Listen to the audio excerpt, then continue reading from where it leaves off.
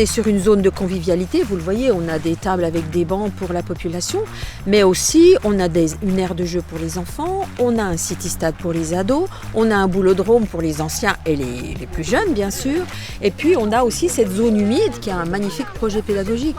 Donc en fait l'ensemble a été vraiment bien pensé pour faire un endroit très attractif avec plusieurs thématiques.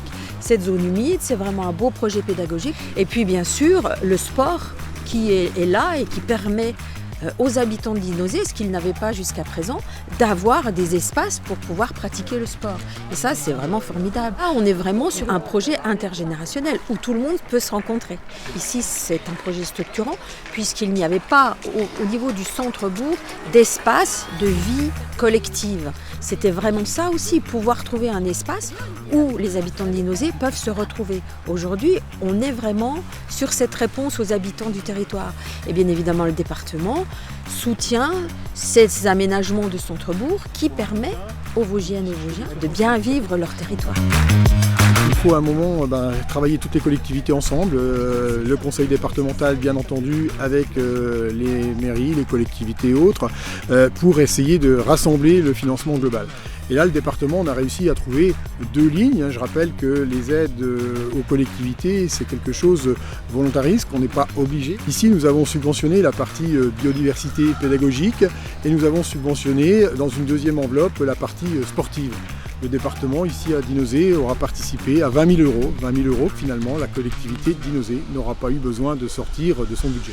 C'est vraiment un site intergénérationnel. Lorsqu'on a fait l'inauguration il y a quelques temps, on avait les gamins, les enfants du village, mais pas que, de la ville d'Épinal aussi juste à côté qui étaient présents. Il y a d'ailleurs la liaison avec les vélos qui apportent beaucoup.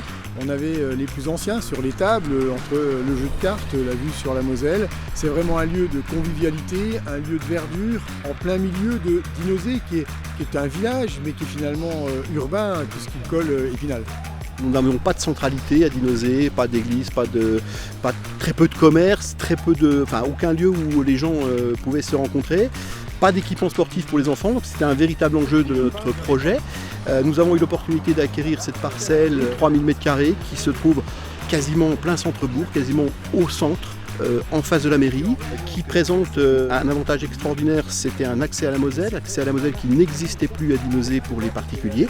Il a fallu déconstruire une maison, puis tout remettre en place. Enfin bon, c'était un très très gros projet, ça nous a occupé beaucoup de temps. Seul, c'était totalement impossible, il a donc fallu aller solliciter nos partenaires pour nous aider, et en premier lieu, effectivement, je me suis tourné vers nos conseillers départementaux et vers le conseiller départemental qui nous ont apporté une aide technique, mais aussi une aide financière qui était indispensable à la réalisation du projet.